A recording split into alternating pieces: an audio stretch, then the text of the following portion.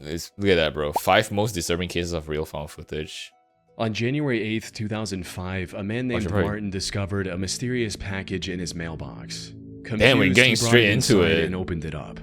Inside the package was a single item, a videotape with no label or note to explain its contents.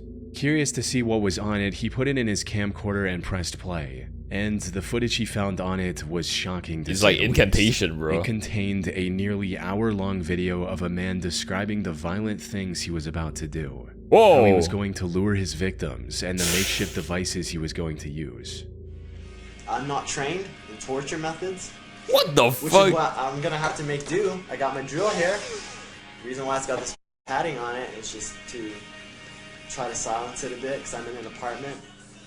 I got gags, socks, got lots of duct tape. Okay, is this guy in prison already? Sheets. Rather crude implements, I think can work wonders, especially if it's used in the right way. However, while the content itself was extremely grim, what disturbed Martin more was the fact that he personally knew the person on screen. This wasn't the manifesto of a serial killer planning to take innocent lives. I think I've seen this one. Oh shit, okay. Of Martin's close wait, let me watch Ricky it. Rodriguez, a man who was tormented by a cult from the moment he was born. Oh my. He eventually managed to escape the cult and was now planning to take revenge on the people who did unspeakable things to him for all those years. He recorded this hour-long video and mailed it to his few friends and family so they would find it and have all the answers about what he was about to do and why. I am making this video, well, for many reasons, I guess. I suppose the main reason is that the cult? I want revenge? there to be some record of the way I feel, my ideas. What is he doing? Just who I was, really. Ricky's story began 30 years earlier on January 25, 1975, when he was born as the first child of Karen Alva Zerby. Karen was a member of a cult called the Children of God, which used Christian language to lure in young, impressionable minds, often teenagers, and molded them to its sick and perverse ideals. 2 years after Ricky's birth, he was adopted by the cult's leader, David Burke, who presented himself as the Chosen One. David changed the cult's name to The Family and declared Ricky to be a religious herald, granting him a special position in the organization. However, while he was treated like royalty by the other members of the circus, behind closed doors, Ricky was the victim of vile acts no child should ever have to endure. David not only encouraged these acts, but went as far as to write a whole book about everything he and his followers did to Ricky, called The Story of DeVito. This abuse continued for many years. But as Ricky got older, he became aware of David's lies and manipulation. Then, in 1999, he finally managed to escape the cult with his girlfriend. Oh my god, this is how you move back then? Jesus! Just shove everything in the fucking car. US instead. Reintegration into society after 24 years in an isolated cult was anything but simple. But Ricky somehow managed to pull through and secure a job as an electrician. He also married Alexia and later moved to Tucson, Arizona due to his work. Unfortunately, no matter how hard he tried to move forward, the nightmare he escaped continued to haunt him. David had passed away in 1994, and the cult was now under the supervision of Karen Zerby, Ricky's mother. And while the cult had managed to escape legal repercussions by mainly operating overseas, Ricky knew that there were still countless children suffering the same fate as him. So, in January of 2005, he decided enough was enough and took matters into his own hands. Which brings us back to the video he recorded and then mailed to a handful of close friends and his wife. In it, Ricky mentioned his ultimate goal, which was to bring down the cult all on his own. Beyond that, a part of this was also about getting revenge for everything that was done to him. There's this need that I have. This need, it's not a want, it's a need, and I wish it wasn't, but it is. It's a need for revenge. It's a need for justice. Because I can't go on like this. Fucking music at the back, In this video, he also laid out his plan for accomplishing this goal. He'd apparently gotten in contact with his previous nanny, Angela Smith. Why not just tell the authorities, though, rather than just like taking matters into your own hands? He was going to invite her over for dinner at his apartment in Tucson and make her tell everything she knew about the other members' whereabouts by any means necessary. And that's exactly what he did. On January 8th, after mailing copies of his recording, he invited Angela into his home and proceeded with the plan. It's unclear what information he managed to extract from her before taking her life. Oh. He then got into his car and drove to Blythe, California. There, he rented a motel and called his wife to tell her about what he had done and what he was going to do next. However, despite the meticulous planning, Ricky ultimately couldn't follow through with the rest of his plan. On the morning of January 9th, authorities found his car in a parking lot just a few miles from the hotel he was staying at. Ricky was found inside the car as well, where he had taken his own life. And while this was tragic news for his loved ones, it was hardly surprising for his wife. You see, Ricky believed that killing the cultists would bring him peace, something he reiterated in his last video. I can imagine how I would feel, how liberating it would be.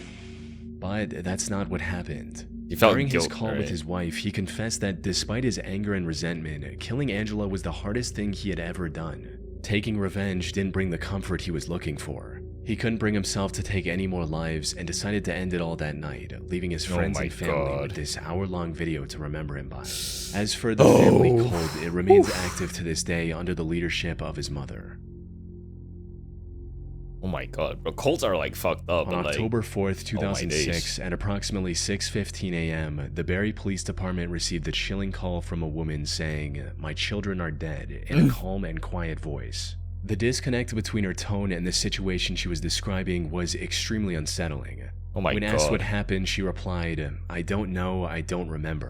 Police officers immediately rushed to the address she provided and knocked on the door of her apartment, bracing for what they might find. The door opened and they were greeted by 31-year-old Frances Elaine Campione. When the officers asked her about the children she mentioned on her call, she replied in the same disturbingly calm voice, stating, "Yes, they're dead. They're on my bed." Oh my god. As the officers entered the master bedroom, he saw the remains of two little girls, Oh, 3-year-old Serena and no. 19-month-old Sophia, lying on the bed. Both were dressed in clean clothes and were also wearing necklaces and earrings. Wow, However, their that's skin was fucked starting up, to bro. turn blue, suggesting they might have been deceased for quite some time. Oh, One of the that's officers also horrifying. noticed a small bruise on Sophia's forehead, and that was it. There was nothing else in the room that could have explained their deaths. But as the investigators looked through Elaine's apartment, they found a camcorder with footage that explained everything. The recording started on a wholesome note, showing Elaine surprising Serena with a new bike on her 3rd birthday on August 8th. Hi, Serena. It's Oh, August no. 8th, 2006. Please don't show the Happy footage of them, birthday like, to you know. you. Happy birthday to you. Happy birthday, Serena. Happy birthday to you. I feel like all of this is like Serena's really 3 old, no? today. Yay! Like, it's like 1990s or like Shall we go to the living room and 2000s see or if something. we've got any birthday presents from the birthday fairies? Yes! Okay, let's go. I have to go. Found footage is horrifying as fuck, bro. That's why they're like, it's like as above, so below, an incantation. What is it? It's a bike! They say the year was The next 2006. video also Was showed it? Elaine and her 2 daughters just hanging around and having fun. I love you. This much. Oh, I love you more than that. So far, everything looked quite normal. Yeah, everything However, looks wholesome. the 3rd recording, dated October 2nd, was when things started to get weird. Oh, wait, The October. tone of No, the that's my recordings birthday, instantly bro. changed October as Elaine 2nd. suddenly went on and on about their horrible living conditions and the torment her ex-husband Leo and his family had put her through, said all in front of her children. You can't see through the camera, boo-hoo. Oh, yes, this is a deplorable, horrible, messy, filthy apartment that supposedly my 2 children and I live in, and it's just What? a horrible, horrible mess. It looks pretty normal. What horrible Diego mess. Campione is totally in the wrong, and I hope he burns in hell for all his sins. What? The same as Leonardo. All I wanted to do was take care of my 2 little girls and live happily ever after the 3 years of physical, emotional, and mental abuse that I endured tremendously by Leonardo Campione, and then the past year from Anna and Diego Campione, the What mental and mess? emotional abuse. It looks like a normal Wouldn't stop, apartment. And I had CAS keep bringing these 2 people into my life over and over again when I kept telling them the amount of mental and emotional abuse it was causing my 3-year-old daughter Serena and I and Sophia. It was horrible and uncalled for. And I want justice to my family for what they have all done to us. I tried out to help. They should have Leo was apparently extremely abusive, both physically and mentally. Oh my He prevented God. her from contacting her parents, and at one point even kicked her in her stomach while she was pregnant. This resulted in Leo getting charged with domestic violence, and the two getting divorced. However, at the time of this recording, Leo was starting to turn things around, and was engaged in a legal battle with Elaine over the custody of their daughters.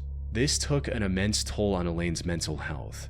She was already quite unstable and had been to the psych ward twice in the past couple of years. But according to her mother, the custody battle caused her to lose it completely and developed severe paranoia. She became worried that Leo would one day show up and forcibly take her daughters away.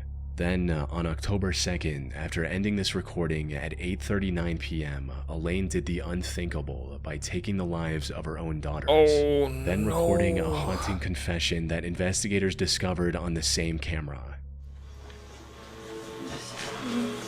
Recording this because Leo there, are you happy? Everything's gone. You wouldn't give peace. You wouldn't tell the truth. Oh my God. And you even had Stacy not believing me, telling her I had to sign papers when I didn't. I went to victim witness to get the truth. Trying, begging everyone the truth. How you beat me for 3 years behind closed doors. Beat me when I was pregnant with Serena and Sophia. You didn't care about our babies. You didn't care about me. You care about yourself. You wanted to win. You won. Are you happy? How does it make you feel? Oh. You can't see my face right now, but I'm like biting my. It doesn't make me feel great. I've lost everything my whole life. That is At so this point, fucked. the camera cut to a Yeah. later point where Elaine attempted to take her own. Oh. Oh my God. They are changing the displays. Now is the time to make a great deal on an Ontario-made hydro-cooled hot tub. In-stock models, floor model, or custom orders, everything has Ooh, the same price. that Full is. cost on a showroom. Making Wow. in Aurelia, Bracebridge, and soon to be in Huntsville. You can also check them out on the web at coolspasonashowroom.com. I'm here to throw some light on conservative. Elaine was arrested on the spot and was later charged with murder, with the found footage in her home serving as crucial evidence against her. She was ultimately sentenced to life in prison with the possibility of parole after 25 years. Woo. Oh my God, that is. I Years think. ago, the Bureau of Land Management published a public service announcement dubbed "Stay Out and Stay Alive." I think I'm just a lot more educating viewers about sad for the countless dangers kids. of exploring abandoned mines. Like, I think including the whole very real family is risk just of tragic. havens, volatile explosives, The abuse, wild the like, the animals, mental and stuff like entire that. Oof, sections that without was. oxygen. Oh wow, that was hard to watch However, actually. the most chilling part of the video was the story 1998. and the accompanying found footage of an accident that had occurred years earlier. Oh my On God, July caves. Caves 4th, are horrifying, 1998, A bro. group of young men found an abandoned mine in Nevada and decided to explore it for fun. Though, surprisingly, the boys seemed acutely aware of the mistake they were making right from the start. As you see Briz pointing out, stay alive. It's a good point, but we're not too smart, so we're gonna go anyway. We're not too smart, so we're gonna go anyway. Yet the I allure mean, of exploring a place untouched mean, for that's how decades was too horror tempting for movies them to start, I ignore. guess. However, the deeper Kinda they play went with into the mine, dynamite. the more What's up, dangerous it noob? became, with the boys walking over Oh my sketchy wooden God. bridges to continue their journey. They even found signs of the mine caving in, but chose to ignore those signs just to venture deeper. That is crazy, bro. There's lots of rocks and stuff that have fallen from the ceiling, which indicates that probably not a good idea to be walking this way. And Well, they've already fallen, so they're not gonna fall again. well, there's more. I think I to needed this laugh after An that important last thing to one, bro. keep The in second, mind bro, the is second that was these actually were so professionals sad, with bro. prior Oh my experience of days. safely exploring abandoned I hated that mines. so much. This was just a group But of these boys people- looking to do something cool and film the adventure. These people are just They could stupid, have bro. easily plunged to their deaths down a 1,000-foot mine shaft or gotten lost in the miles-long maze of tunnels, which started looking more and more Give you a likely little as time shouty went on. noob. Here you go. Yeah, we gotta remember where we're. Okay, we got out here. Who painted these X's in the clip? Grant, What enjoyment is there to What do get you from mean? this? get in. Like, go for a hike or something, maybe like a little swim instead of going to the cave that's caving in. Maybe. I don't know. I might not be the smartest guy, but hey, Where's that go? you do you, buddy. Goes down. Along there. Ooh, that's not a little. Well, it'd be kind of hard if you slipped and fell. You could catch yourself before you actually fell down that. Not if panic set in. I just wish some people are just smarter, bro. Toxic gases and radioactive elements could have also caused serious health issues down the line, if not immediately. Fortunately, they somehow managed to avoid all of these dangers and make their way fairly deep into the mine. But then they came across something that could have ended all of their lives in one fell swoop. Whoa! Got them pipes. Oh, wow. Wow! Climb, man. Yeah, don't everybody get What's with the fucking shovel, bro? This is going to America. What's up, B? When somebody falls. Hello, how you doing? All You little right. shouty, how you doing, B? Don't touch that. Oh, don't While touch crossing a that. sketchy section Oh. of the mine, one of the boys noticed a rope dangling down. I wouldn't from want to one of the get wooden lost in beams, some and immediately caves, not my became idea of curious fun. about Yeah, whatever bro. was down there. It's down to the main shaft. Wow, so we're climbing down this rope. Yeah. How far down? How You are we wanna getting out of climb it? Climbing up it. down? I see. They No. had little rope climbing experience between them. However, they didn't let that stop them from accomplishing their desires. The guy named Adam decided to be the first one to descend. God damn it, resulting Adam. in this. How far down does it go? All the way down to that ladder. See where it's going down? We're Like a good 30 feet. We're like gonna hook this I'll go camera. first. I am. I mean, you usually want to like shine a flashlight or like throw something down, no? Or like maybe just yell or something so they can hear the echo, maybe? Like he's doing it in your mouth. Yeah. No. No. How am I gonna get this thing down there? Yeah, but how am I This get that quality and like this cave, this camera quality and this cave can easily become like a horror movie, bro. Like a rock or something, yeah. Imagine they take a rock and then like the whole cave like caves in or something. What? Oh God. Oh God, somebody help. The rope Adam chose to trust was completely worn and gave way shortly after putting his weight on it. This Whoa. caused him to plunge 65 feet down a dark mine shaft and lose consciousness. Luckily, none of the damage he took on his way down was immediately lethal. He was still breathing. His friends were able to find an exit and contact the authorities, who eventually rescued Adam after an hours-long rescue mission. Ultimately, them escaping This guy the mine fell without down any 65 casualties was feet nothing short and of a did not miracle. die. That is The a mine shaft could have miracle, easily been bro. over 100 feet deep, or Adam could have just as easily hit his head on the surrounding wall. Yeah. Both of these scenarios That was a would have resulted in miracle his that he death. did not like die What's there. even worse is that the whole group could have gotten stranded in the shaft if the rope broke when the last person was going down. With no way to contact the outside world, the group would have likely died of starvation. Fortunately, Oh, they were yes. able to walk away from this terrifying experience with just a few broken bones along with cuts and scratches. On the 25th of February 2022, oil? the Perea Fuel Company hired Oh, maintenance fuel oil, workers to I don't know. reopen one of the underwater pipes. Gonna connecting rewatch the oil Blair Witch loading dock after. and Oh, refinery. Blair Witch Project is The actually like operation goated, by the team way. included It's 5 so scary. men: Christopher, Kazim, Yusuf, Rishi, and Faisal. They were going to use a pressurized habitat to inspect the pipe and make any necessary repairs. However, shortly after entering this habitat, all 5 men disappeared from the work site, leaving those on the surface to wonder what could have happened. It wasn't until rescuers found footage from a GoPro mounted to one of the divers' suits that the full truth came Oh to shit. light. A The footage showed the GoPro men 12? struggling to open the valve keeping the pipe shut, prompting Kazim to go get a wrench. That's like a He high returned to quality the like habitat GoPro, and no? handed the wrench over to his coworkers. But then, a few seconds later, this happened. What is this?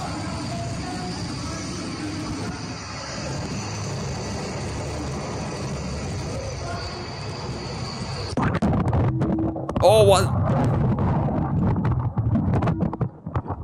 What? I need an The explanation. moment the valve was opened, its low pressure created a powerful vacuum. Water rushed into the habitat, while the pressurized air violently forced everyone into the pipe. All Oh? 5 of the men were forced into the 30-inch wide pipe, faster than they could blink. What?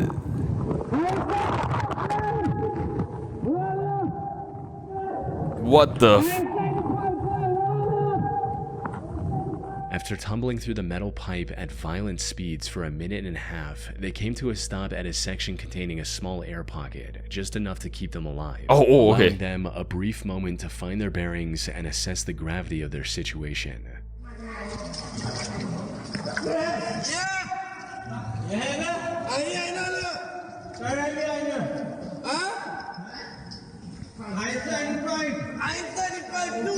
I'm inside the pipe. All of them were barely breathing, and one of them had I don't know why it sounds so funny, but bro, that's horrifying. Was keeping them alive for the moment, it wasn't going to last very long. So, with no other option, the two men at the front, Christopher and Faisal, started moving forward in hopes of reaching the pipe's end and getting help for the other three. But after making their way through several flooded sections, Faisal lost hope and refused to go any further. This left Christopher to continue alone and ultimately reach the end of the pipe, where he was eventually pulled out by rescuers. Oh. Unfortunately, the same did not happen for his 4 co-workers. What? Days passed, and the rescue efforts were slim to none, eventually leaving the other 4 to die in that cramped metal tube. The company's CEO later defended this decision, stating that a rescue mission would have only endangered more lives. The incident sparked widespread outrage and even forced the regional government to launch an inquiry into how such a disaster was allowed to happen in the first place. But, as is the case with countless similar incidents, nothing much came of it, despite the numerous hearings. The other 4 divers were left for dead. That said, the Trinidad government did announce a compensation of $1 million for each of their families, as well as Christopher, in April 2025. What the fuck, bro? No. On April 28, 2000, that is fucked up, bro. Diving instructor Yuri Lipsky decided you cannot to buy reach a the life depths even of with the 1 Blue million, Hole bro. in Dahab, Egypt. This was a that risky is so plan fucked from the up. get-go, since the Blue Hole is Just widely leaving them to regarded die as there? the deadliest diving site in the world, with as many as 200 fatalities in recent years.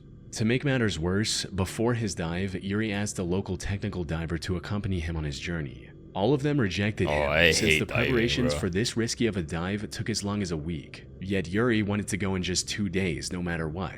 Even after every instructor refused to support his plan, instead of backing out, Yuri made the worst mistake of his life and chose to go through with it alone. He started the dive around noon and quickly disappeared. Anything to do with the ocean scares me. Yeah, However, bro. many hours passed and there was no sign of Yuri anywhere. What is it called again? His concerned mother Thalassophobia. There you go. A local technical diver named Tariq immediately set out to rescue her son. Unfortunately, by the time he found Yuri, it was already too late. Tariq discovered Yuri's lifeless body floating near the floor of the Blue Hole. The next day, he returned with the necessary equipment to bring Yuri's body back to the surface and got to work. But as he was about to take Yuri back, he noticed that Yuri's diving camera was lying nearby. So he grabbed that as well and began ascending. This camera had captured the final moments of Yuri in haunting detail. What?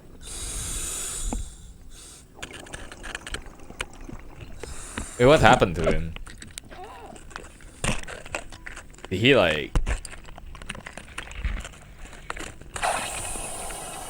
Whoa, what? What is the noise?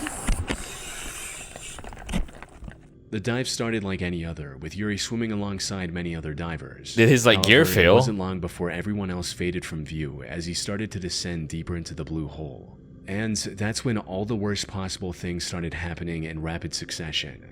It started with him failing to keep his gas levels under check, resulting in him getting nitrogen poisoning and becoming extremely disoriented. By the time he realized his situation, he was already sinking like a rock. He started panicking and began inflating his buoyancy control device quickly to avoid sinking any further. Tragically, this backfired. The buoyancy control device bursted due to the rapidly increasing pressure, leaving Yuri no way of safely returning to the surface. Oh my god.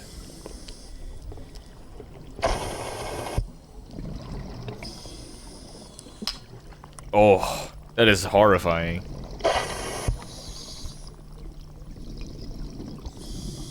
Oh my god, getting the increasing depth exacerbates the symptoms of nitrogen poisoning as well. Yeah. And it wasn't long before his camera captured the horrific sounds of him struggling to breathe, ending with him sinking to the 377 feet or 115 meters deep sea floor and passing away. The only silver lining in this whole situation is that there's a good chance the found footage helped at least one diver avoid a similar fate by learning from the mistakes that cost Yuri his life. Oh no. Wow, that is horrifying, bro. Dude, holy shit. Well, imagine like passing out for 10 seconds or something and then you end up at the bottom of the ocean or something. Holy, that is horrifying, bro. What the fuck? That is very scary. I hate the ocean. This is why I don't fuck with the ocean. That's what I'm saying, bro. B. Holy shit. Thalassophobia, bro. So when we playing Subnautica. Oh god.